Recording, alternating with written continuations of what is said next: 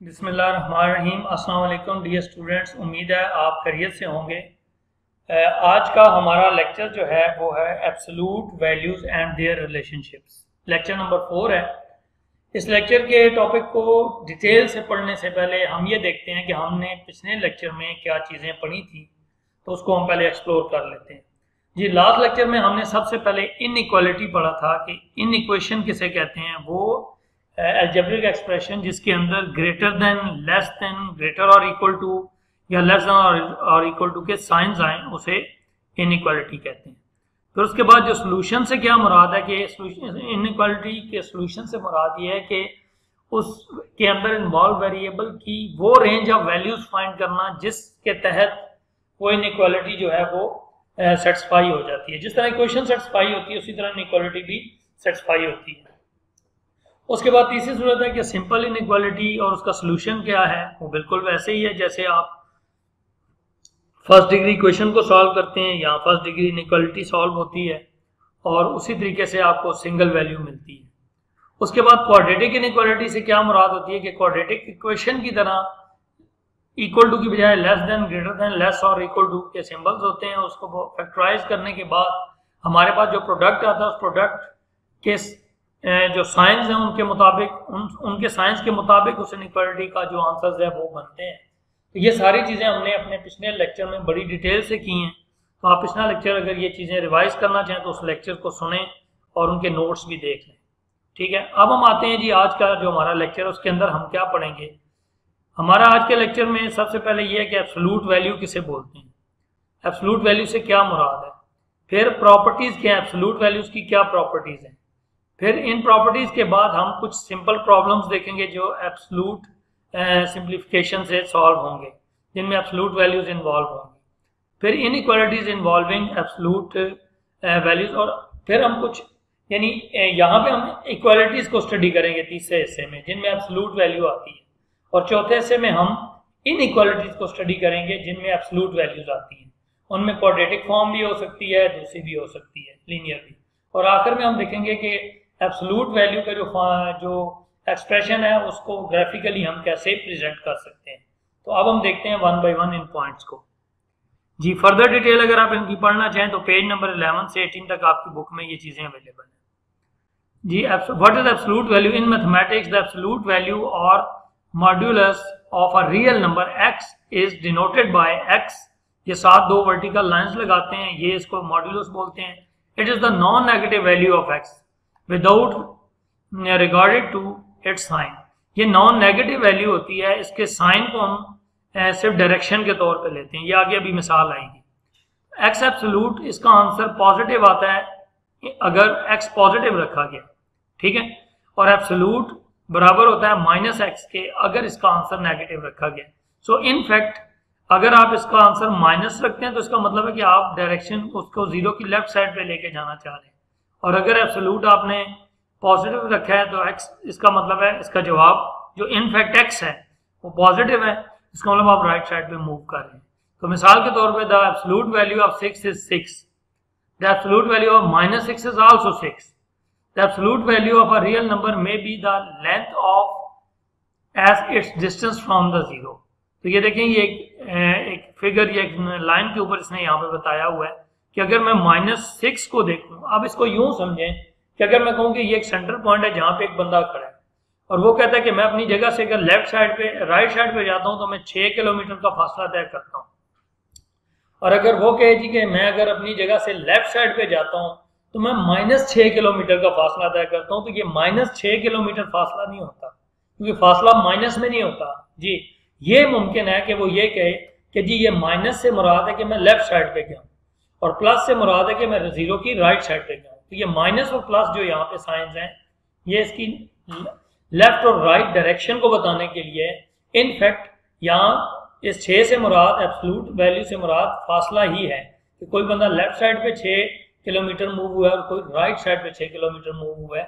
Minus और plus सिर्फ उसकी डायरेक्शन के तौर पे। तो यहाँ पे क्या कह रहा है, 6 is always from zero, away from zero. ये 6 जीरो से अवे है, इससे मुराद ये है, और -6 से मुराद है कि this is also 6 away from zero but this is on left side.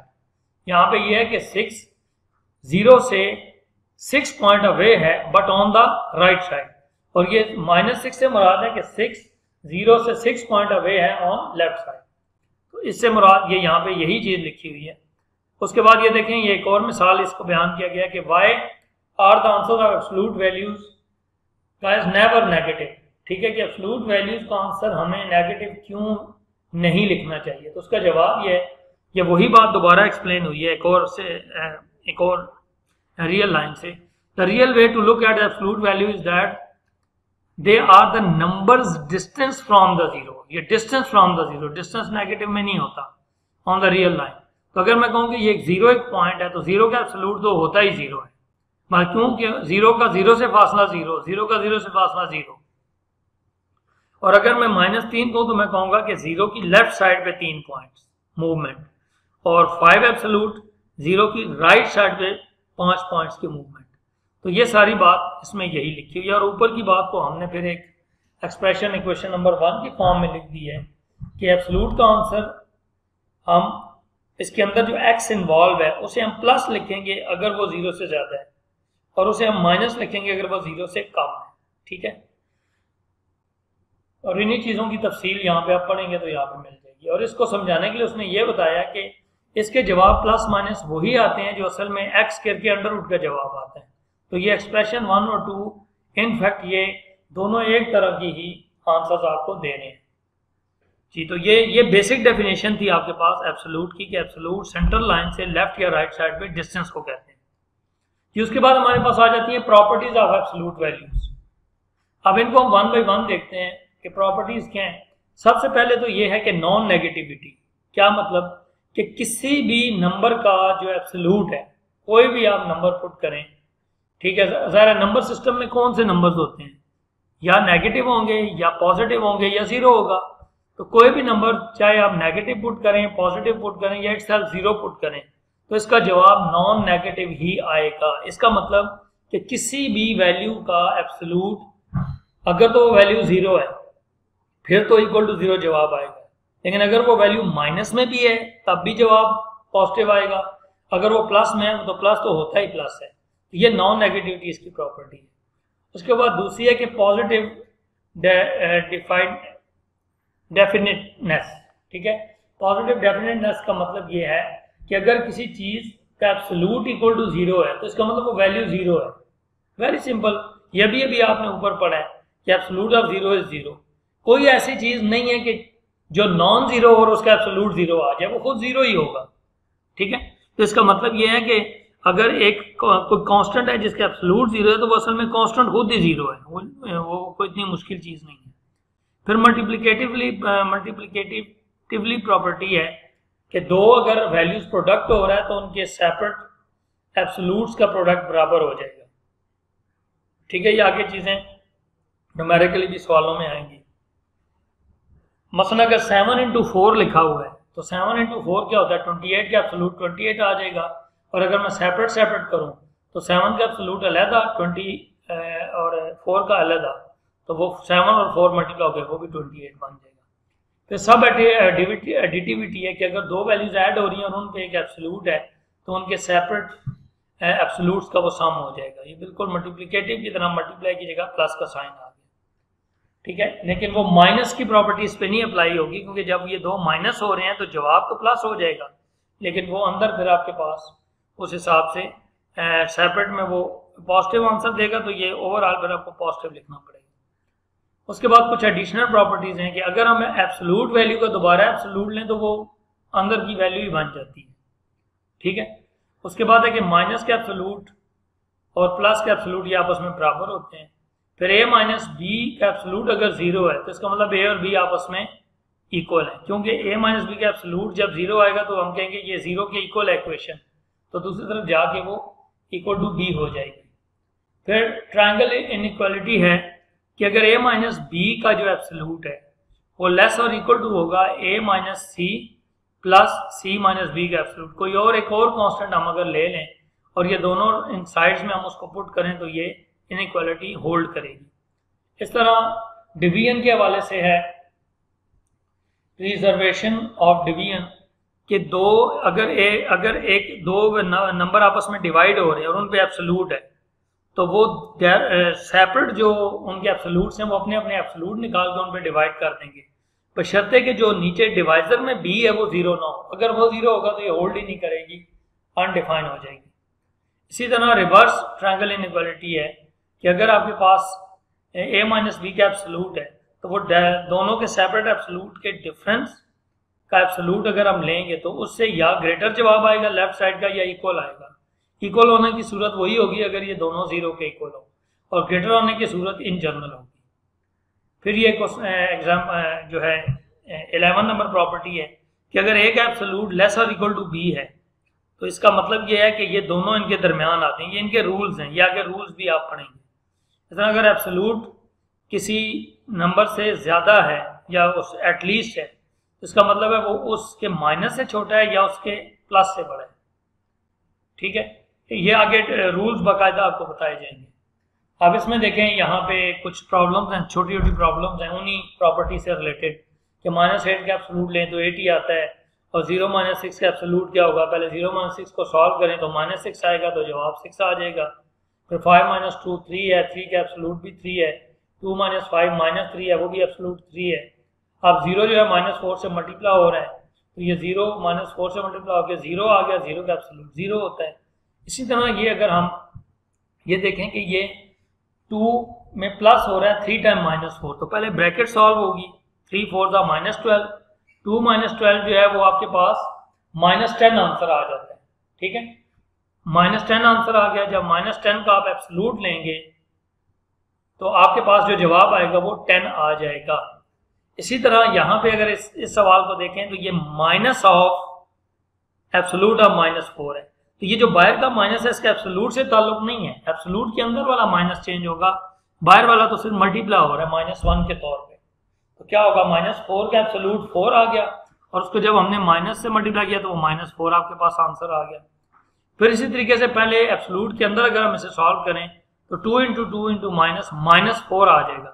सो -4 का जो एब्सोल्यूट है वो आपके पास क्या आ जाएगा, वो 4 बन जाएगा, और उसके बाद उसको जब आप सॉल्व कर लेंगे तो फाइनली आपके पास बाहर का जो नंबर है वो सॉल्व होके आपको वही -4 का जवाब देगा। ये इस 4 की जगह यहाँ -4 आएगा क्योंकि विद इन एब्सोल्यूट ये -4 है, ये करेक्शन आपको मिल जाएगी उसमें। उसके बाद अगर आप ये आगे देखें तो ये यहाँ पे क्या हो रहा है कि एब्सोल्यूट ऑफ -2 इन माइनस और 2 से मल्टीप्लाई हो रहा है, तो पहले -2 का एब्सोल्यूट क्या होता है 2, सो 2 2 4 और बाकी सिंपल -4 आंसर। इसी तरीके से यहाँ पे क्या हो रहा है कि एक ब्रैकेट के अंदर minus of absolute of -2 multiply हो रहा है 2 के साथ, तो -2 का एब्सोल्यूट 2 हो जाएगा, फिर ये -2 और फिर -2, इस तरह जवाब -4 आ जाएगा। तो ये करेक्शन अभी मैं यहाँ पे लिख दूंगा। ओके, उसके बाद यहाँ पे जी, उसके बाद यहाँ पे जैसे आगे एक सवाल है कि 3x का एब्सोल्यूट 9 के बराबर है, तो आप फाइंड करें कि x का क्या आंसर है। तो अब यहाँ पे अगर प्रॉपर्टी देखें तो मल्टीप्लिकेटिव प्रॉपर्टी के तहत लेफ्ट साइड पे दो नंबर्स मल्टीप्लाई हो रहे हैं, एक उनमें 3 है और दूसरा x है, तो उनके एब्सोल्यूट सेपरेट हो जाएंगे। जब सेपरेट होंगे तो 3 का एब्सोल्यूट 3 होता है, इसमें इक्वेशन में दूसरी तरफ डिवाइड होके x का एब्सोल्यूट जो है वो 3 आ गया। अब इसका मतलब है कि यहाँ पे एब्सोल्यूट लेकिन राइट साइड पे नहीं है कि वो नंबर है और मैं एब्सोल्यूट लेके कहूँगी x ये है। अब इनफैक्ट इसमें हमें रिवर्स सोचना पड़ेगा कि वो कौन सा नंबर है जो यहाँ पुट करें तो हमारा जवाब दोनों सूरतों में एब्सोल्यूट लेने के बाद 3 ही आए। तो वो क्या है, अगर x की वैल्यू -3 सोचें तो -3 का एब्सोल्यूट भी 3 आता है और +3 का एब्सोल्यूट भी 3 आता है, तो उस वजह से यहाँ पे आपके पास जवाब जो है वो 3 और -3 x के आंसर्स आ गए। इसी तरीके से यहाँ पे जो दूसरा क्वेश्चन है वो -3r है, या उसी में लें तो -3x है। इसमें क्या होगा, इसी तरह मल्टीप्लिकेटिव प्रॉपर्टी के तहत जब हम इन्हें सेपरेट करेंगे तो -3 का एब्सोल्यूट r का एब्सोल्यूट इक्वल टू 9, -3 का एब्सोल्यूट 3 होता है और बाकी क्वेश्चन उसी तरीके से final r absolute equal to 3, तो r के जो आंसर्स हैं वो 3 और -3 आपके पास आ जाएंगे। उसके बाद इसी तरह ये एक और इनइक्वालिटी है। अब यहाँ पे जब दोनों तरफ एब्सोल्यूट हो तो आप एक दोनों एब्सोल्यूट खत्म करके राइट साइड पे प्लस माइनस लिख लेते हैं, और उसकी वजह ये यहाँ पे रीजन आपको बताई गई है। अब जब ये प्लस माइनस हुए तो एक दफ़ा माइनस के साथ आप लिखेंगे, एक दफ़ा प्लस के साथ लिखेंगे, तो आपको ये दो आंसर्स यहाँ पे मिल जाएंगे। उसके बाद हम आते हैं इनइक्वालिटीज इन्वॉल्विंग एब्सोल्यूट वैल्यूज। ये जो ऊपर दो प्रॉपर्टीज लिखी थी ये मैंने बाकायदा रूल्स के तहत इनको यहाँ पे लिख दी है कि अगर एब्सोल्यूट वैल्यू लेस देन एक कांस्टेंट हो तो इसका मतलब है कि वो x जो है उस कांस्टेंट के माइनस से प्लस के दरमियान है, यानी वो x माइनस एक्स ए से प्लस ए के दरमियान है। और अगर वो लेस और इक्वल टू है तो यही इक्वल टू के सिंबल्स आ जाएंगे। और अगर वो ग्रेटर देन है उस कांस्टेंट से, तो इसका मतलब है कि उसके माइनस से छोटा और प्लस से बड़ा। अगर ग्रेटर और इक्वल टू है तो उसके माइनस के लेस और इक्वल टू, और उसके प्लस से ग्रेटर और इक्वल टू है। ठीक है जी। तो ये इस तरीके से वही प्रॉपर्टीज हैं। इन चीज़ों को ये थोड़ी एक्सप्लेनेशन दी हुई है, आगे मैं आपको एक क्वेश्चन समझाता हूँ इससे रिलेटेड। ये देखें, हमने चारों रूल्स के मुताबिक एक एक एग्जांपल्स की हुई हैं। हम इनको एग्जांपल्स को देखते हैं। अब रूल नंबर 1 अगर हम देखें तो कह रहा है एक्स लेस और less than A, absolute of x less than A. इसका मतलब है कि एक्स इन दो के दरमियान आता है। यानी अब यहाँ पे आप देखिएगा एक्स माइनस 4 लेस देन 3 है। इसका मतलब है कि x minus 4 by rule 1 minus 3 और 3 के दरमियान आएगा। तो जब ये माइनस 3 और 3 के दरमियान आएगा तो हम उसी तरीके से क्या करेंगे, उसको ये वाला हिस्सा सेपरेट कर लेंगे और ये वाला हिस्सा सेपरेट कर लेंगे। तो इनको सेपरेट सेपरेट करके ये हमने सॉल्व किया है। तो हमें यहाँ पे रेंज क्या मिली, x ग्रेटर देन 1 और x लेस देन 7। इसका मतलब है x 1 से बड़ा है लेकिन 7 से छोटा है, तो 1 से 7 के दरमियान। तो उसको हमने ये नंबर लाइन पे शो कर दिया। ठीक है जी। 1 और 7 शामिल नहीं है, इनके दरमियान के नंबर शामिल है। फिर वो जिसमें इक्वल भी साथ शामिल है। तो ये पूरा अगर हम क्वेश्चन देखें तो उसी तरीके से सॉल्व करने के बाद हमें ये इनइक्वालिटी मिली है कि आपके x की वैल्यूज -4 और 5 से लेके 4 तक है। तो -4 और 5 जब सॉल्व करें तो ये तकरीबन 0.8 बनता है माइनस में, -0.8। तो वो यहाँ पे आता है। तो ये दोनों शामिल हैं, तो इस रेंज के अंदर की वैल्यूज हैं। तो हमने ये नंबर लाइन पे इसको शो कर दिया जी। तो ये हमारा जो आंसर है, हमने इसको फिर रियल लाइन के ऊपर यहाँ पे प्लॉट कर लिया जैसे हमने पीछे नंबर्स प्लॉट किए थे।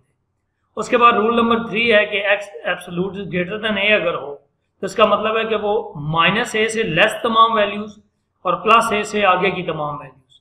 तो अब उसी चीज को देखें, x - 4 ग्रेटर देन 3 जब लिखा हमने तो इसका मतलब है कि x - 4 जो एब्सोल्यूट के अंदर चीज है वो लेस देन है -3 से इसके और ग्रेटर देन है +3 से।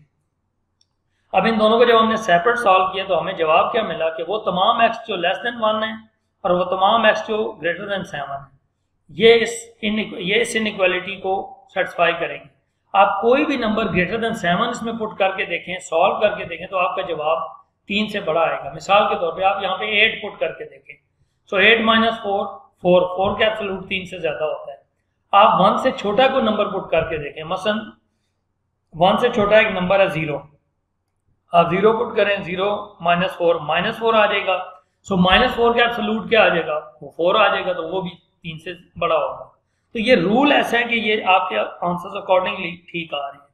तो ये अगर हम इस रेंज को प्लॉट करें तो 1 से लेस तमाम नंबर 1 शामिल नहीं है और 7 से ग्रेटर तमाम नंबर यानी 7 शामिल नहीं है। तो ये आपके पास ये रूल नंबर 3 जो है उससे रिलेटेड क्वेश्चन हो गया।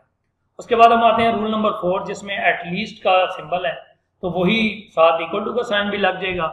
और ये इसी तरह जब हमने सॉल्व किया तो इसका मतलब है -4 और 5 से पीछे पीछे तमाम नंबर और वो भी शामिल, और 4 से आगे तमाम नंबर और 4 भी शामिल। तो ये इसी तरीके से आप इसको देख लेंगे, ये प्लॉट हुआ है। ठीक है। अब हम आते हैं graphical presentation of absolute value. ठीक, ये एक एक्सप्रेशन है x + 2 एब्सोल्यूट = 5। अब आपने अगर इसको ग्राफिकली प्लॉट करना हो तो आप 5 को इधर ला के =0 बना लें और इसको y के इक्वल कह लें। अब जब हम इसको प्लॉट करेंगे तो इसकी प्लॉटिंग समझने के लिए बड़ा आसान हल है कि आप 2 और अगर 5 को 0 खत्म कर दें तो ये पीछे क्या बचता है, y = एब्सोल्यूट ऑफ x। ठीक है। अब एब्सोल्यूट ऑफ x पहले इसको समझें, बाकी आगे खुद समझ आ जाएंगे। इसका मतलब ये है कि मैं इसमें अगर 0 पुट करता हूं यहाँ पे x में, अगर मैं 0 पुट करता हूं तो क्या होगा, y का आंसर 0 का एब्सोल्यूट 0 होता है, तो y का आंसर 0 आ जाएगा। तो 0 के ऊपर 0 प्लॉट होगा। अब अगर मैं यहाँ पे 1 पुट करता हूँ x, तब भी y का आंसर 1 आएगा, और -1 पुट करता हूँ तब भी y का आंसर 1 आएगा। इसका मतलब है कि 1 पुट करने पे भी यहाँ पे मुझे y मिलेगा 1, और -1 पुट करने पे भी y 1 मिलेगा। इसलिए यहाँ पे जो 2 डॉट्स मिलेंगे उनसे ये एक लाइन इधर चल निकलेगी, एक इधर चल निकलेगी। अब फर्ज करें मैं यहाँ पे -2 पुट करना चाह रहा हूँ और +2 पुट करना चाह रहा हूँ, तो -2 पुट करूँ तब भी जवाब 2 आएगा, और +2 पुट करूँ तब भी जवाब 2 आएगा। तो इस तरीके से आप ये देखें, ये आपकी ये वाले पॉइंट्स ये बनते चले जाएंगे, इसलिए ये वी शेप का एक ग्राफ बनता है। जब कोई कांस्टेंट इसमें ना हो तो ये जीरो से ही ये स्टार्ट होता है, ठीक। उसके बाद ये इसका देखें ग्राफ बना हुआ है। इसी तरह अगर हम यहाँ पे आए तो हमारे पास ये जो ग्राफ है इसमें चूंकि 2 ऐड हो रहा है, ठीक, तो जब आप इसका ग्राफ बना के आप खुद देखेंगे कि ये आपके पास, अच्छा, जब जहाँ पे इसका अगर 2 ऐड हो रहा है ना तो ये -2 पे इसको जीरो करेगा। आप यहाँ इसका उलट पुट करके देख लें, ये -2 पे जीरो करेगा, ठीक है, क्योंकि जीरो यहाँ इसका स्टार्ट ओरिजिन से ही होता है, इसका ओरिजिन चेंज हो जाता है ना जब आप इसके अंदर इसको जीरो बनाने के लिए वो नंबर जिसमें जो माइनस करें वो वहां पे ओरिजिन शिफ्ट हो जाता है। तो बाकी उसी तरीके से ये वी शेप ग्राफ। अब अगर इसमें कुछ आपके सामने ऐड भी हो रहा है तो ये माइनस जो है 5 हो रहा है, ये फिर -5 पे जाके ये अपना स्टार्टिंग पॉइंट देगा।